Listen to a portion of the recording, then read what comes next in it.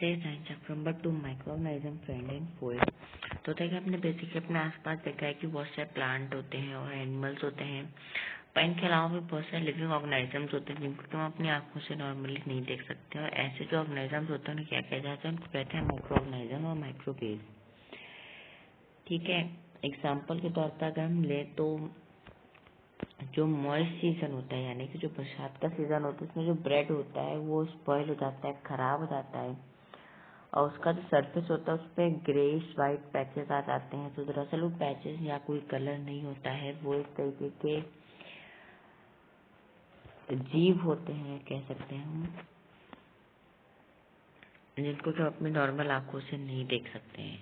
तो micro organism को classify किया गया 4 मेजर ग्रुप में। अब वो ग्रुप कौन कौन से हैं? Bacteria, fungi, protozoa and some algae. Some of this common micro organisms are shown in figure 2.1 and 2.4। तो वायरस क्या है? वायरस ऑल्सो माइक्रोस्कोपिक है, उससे हम अपनी आंखों से नहीं देख सकते, पर वायरस माइक्रो ऑर्गेनिज्म से डिफरेंट कैसे है? जो वायरस है उसे रिप्रोड्यूस करने के लिए किसी बॉडी के अंदर होना जरूरी है या कोई होस्ट ऑर्गेनिज्म के अंदर ही वो रिप्रोड्यूस करते हैं।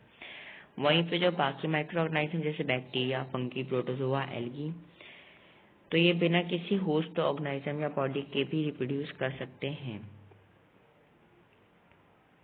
कुछ डिजीजेस जैसे cold, influenza, cough, polio and chicken pox, ये सब वायरस कॉज करते हैं। मलेरिया प्रोटोजोआ कॉज करते हैं। ट्यूबरकुलोसिस यानी कि टीबी को बैक्टीरिया कॉज करते हैं। एडम के इनमें से कुछ माइक्रोऑर्गेनिजम्स के बारे में क्लास 6 और 7 में भी पढ़ा था। बस where do micro organism live. अब बात ये आती है कि माइक्रो ऑर्गेनिजम्स रहते कहाँ हैं। तो माइक्रो ऑर्गेनिज्म दो तरीके के होते हैं। एक होता है सिंगल सेल, जिनकी की पूरी जो शरीर होता है वो एक ही सेल से बना होता है, और एक होते हैं मल्टी सेलुलर, जिनके बॉडी में बहुत सारे सेल्स होते हैं छोटे छोटे। और इन लोग की खास बात ये होती है कि किसी भी सिचुएशन में रह सकते हैं, चाहे वो काफी ज्यादा ठंडी जगह हो, चाहे काफी ज्यादा गर्म जगह हो या मीडियम जगह हो।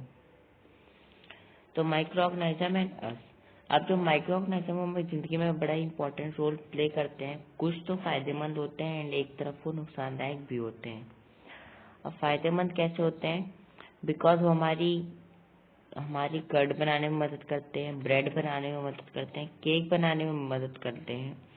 और micro organism has been used for the production of alcohol since ages. तो जो अल्कोहल होती है यानी कि शराब जो होती है उसको बनाने में माइक्रो ऑर्गेनिज्म का यूज किया जाता है।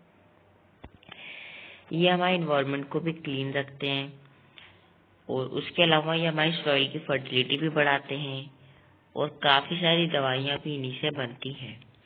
तो कर्ड के फॉर्मेशन में क्या होता है? जब हमें दही बनानी होती है तो एक बैक्टीरिया होता है जिसका नाम होता है लैक्टोबैसिलियस, और वही प्रमोट करता है फॉर्मेशन ऑफ कर्ड को। तो ये होता क्या है, पूरे दूध में फैल जाता है या रिप्रोड्यूस हो जाता है, और उसके बाद जो दूध है वो दही में कन्वर्ट हो जाता है। और ऐसा ही चीज और ब्रेड बनाने के लिए भी किया जाता है। तो अब यहाँ पे एग्जाम्पल में क्या दे रखा है? मैदा विथ यीस्ट पाउडर, राइस्ड मैदा। तो हुआ क्या है कि जो मैदा उसमें हमने यीस्ट पाउडर मिला दिया। तो यीस्ट एक तरीके का माइक्रो ऑर्गेनिज्म होता है जो कि रैपिडली रिप्रोड्यूस करता है यानी कि बहुत जल्दी फैल जाता है, और जब वो सांस मतलब हवा को इनटेक करता है और बाहर छोड़ता है तो काफी सारी कार्बन डाइऑक्साइड को प्रोड्यूस करता है, जो कि फिल कर देती है मैदे के जो डो होता है उसको। और उससे होता क्या है कि जो मैदे का डो होता है उससे क्वांटिटी बढ़ जाती है।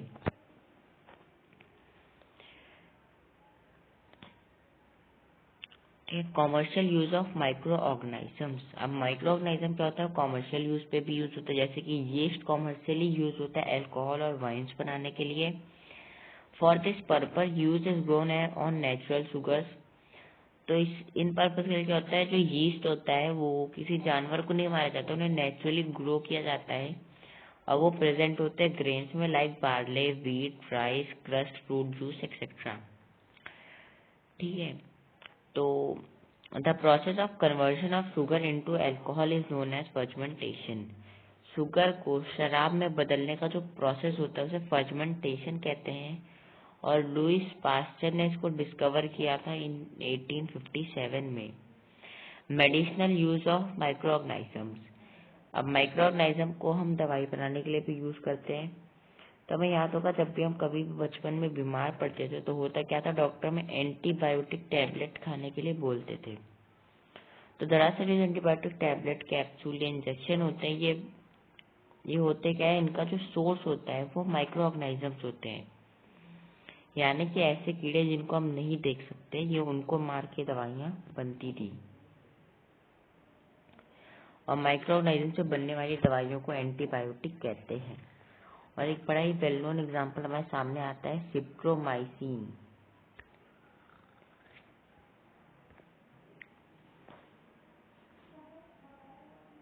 उसके बाद होता क्या है, when a disease carrying microbes enter our body, the body produce the antibodies to fight the invader. जब कोई वायरस या बैक्टीरिया हमारे शरीर में प्रवेश करता है तो होता क्या है, जो हमारी बॉडी होती है वो एंटीबॉडीज को प्रोड्यूस करती है उनसे लड़ने के लिए। और उसी के साथ साथ बॉडी को ये भी पता होता है कि अगर वो दोबारा आते हैं तो उनसे कैसे निपटना है। तो server diseases including cholera, tuberculosis, small pox, hepatitis can be prevented by vaccination. तो बहुत सारे डिजीजेज जिनको वैक्सीनेशन के थ्रू हम कवर कर सकते हैं। तो जो स्मॉल पॉक्स की वैक्सीन होती है वो 1798 में डिस्कवर हुई थी, एडवर्ड जेनर ने इसको डिस्कवर किया था। अब जो हम पोलियो ड्रॉप अपने बचपन में हमें पिलाई जाती है वो एक वैक्सीन होती है, किस बीमारी की, वो होती है स्मॉल पॉक्स की वैक्सीन। Increasing soil fertility. अब जो हम लोग खेती करते हैं तो उसमें होता क्या है, कीड़ा होता है जो नाइट्रोजन एटमॉस्फेयर में मौजूद होती है उसे कन्वर्ट कर देता है कंज्यूमेबल फॉर्म ऑफ नाइट्रोजन में, जिसको प्लांट या फिर पौधे डायरेक्टली मिट्टी से ले लेते हैं।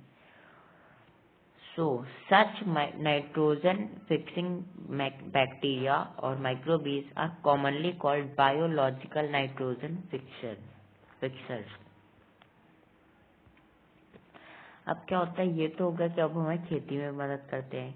अब जो हमारा एनवायरमेंट, हमारी सराउंडिंग, उसको कैसे साफ रखते हैं। अब भूजो और पहले अपने स्कूल में होते तो देखते क्या है कि जो स्कूल का माली होता है वो मैन्योर बना रहा होता है, कैसे अपने दोस्तों के साथ जो वेस्ट होता है, यानी कि प्लांट्स का वेस्ट, वेजिटेबल, फ्रूट, वो आसपास से घरों और गार्डन से इकट्ठा करता है, उसको एक डिस्पोजल पिट में डाल देता है और उनकी मैन्योर बनके तैयार हो जाती है। तो होता क्या है, जो कुछ माइक्रो ऑर्गेनिजम्स होते हैं वो जैसे जब कोई जानवर मर जाता है तो उसकी जो बॉडी बचती है उसको डिकम्पोज कर देते हैं, पत्तियां, लकड़ी, इसको भी डिकम्पोज करके मैन्योर बना देते हैं। So thus microorganism can be used to degrade the harmful and the smelly substance and nearby clean up the environment.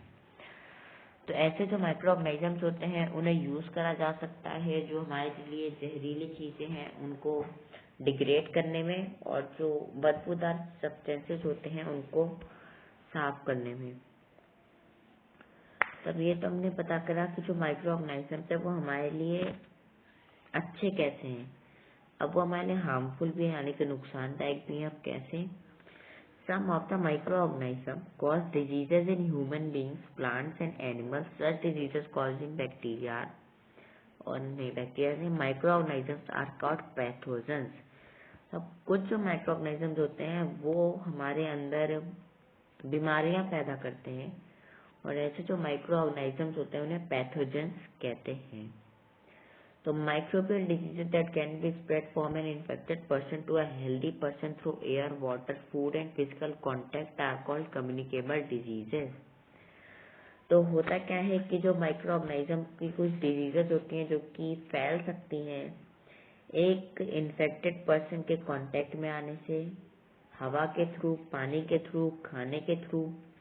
और ऐसी जो डिजीजेस होती हैं जो कि स्प्रेड हो सकती हैं इन सारे फैक्टर्स पे, उन्हें कहते हैं कम्युनिकेबल डिजीजेस। एग्जाम्पल में आता है हमारा कॉलरा, कॉमन कोल्ड या जिसे हम सर्दी भी कहते हैं, चिकन पॉक्स एंड ट्यूबरकुलोसिस।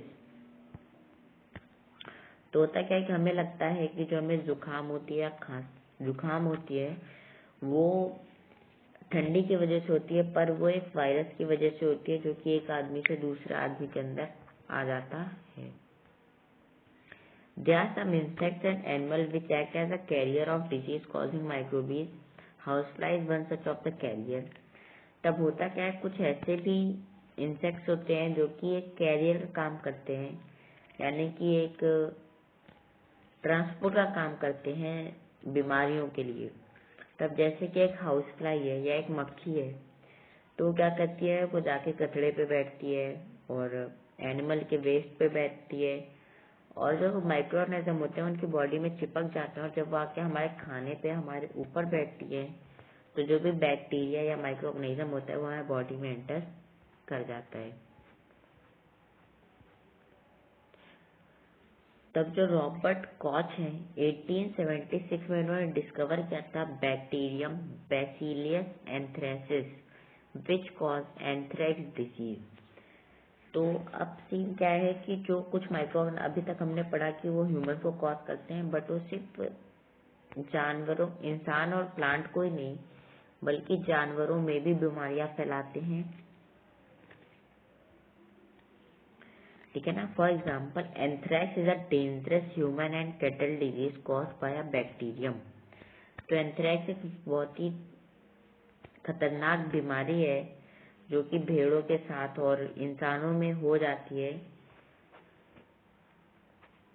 और disease causing micro organisms in plant. तो होता क्या है कि अब वो इंसान में कॉज करते हैं और एनिमल्स में करते हैं, उसके अलावा पेड़ पौधों में भी माइक्रो ऑर्गेनिज्म जो है बीमारियां कॉज करते हैं। ज्यादातर ये कौन कौन से प्लांट को करते हैं, wheat, rice, potato, sugarcane, orange, Apple and other plants. The diseases reduce the yield of the crop. तो कुछ क्रॉप का एग्जाम्पल अगर हम देखें तो गेहूं, चावल, आलू, गन्ना, संतरा, सेब और कुछ और भी ऐसे पेड़ या पौधे हैं जिनमें माइक्रो ऑर्गेनिजम्स लग जाते हैं और क्या करते हैं, उनकी यील्ड को, यानी कि वो जितना उपजा सकते हैं उसकी कैपेसिटी को कम कर देते हैं। इन्हें कंट्रोल किया जा सकता है कुछ केमिकल का यूज करके जो कि उनको मार देते हैं। हम नेक्स्ट टॉपिक आता है फूड पॉइजनिंग।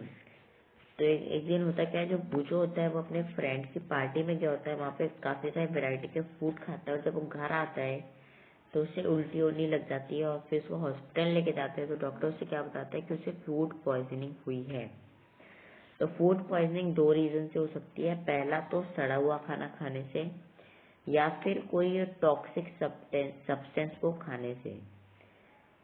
तो होता है क्या, जो माइक्रो ऑर्गेनिज्म होते हैं वो कभी कभार हमारे खाने के अंदर भी ग्रो कर जाते हैं और प्रोड्यूस कर देते हैं कुछ जहरीले सब्सटेंस को, जिससे कई बार लोगों की मौत भी हो जाती है और कई बार हम बीमार भी पड़ सकते हैं।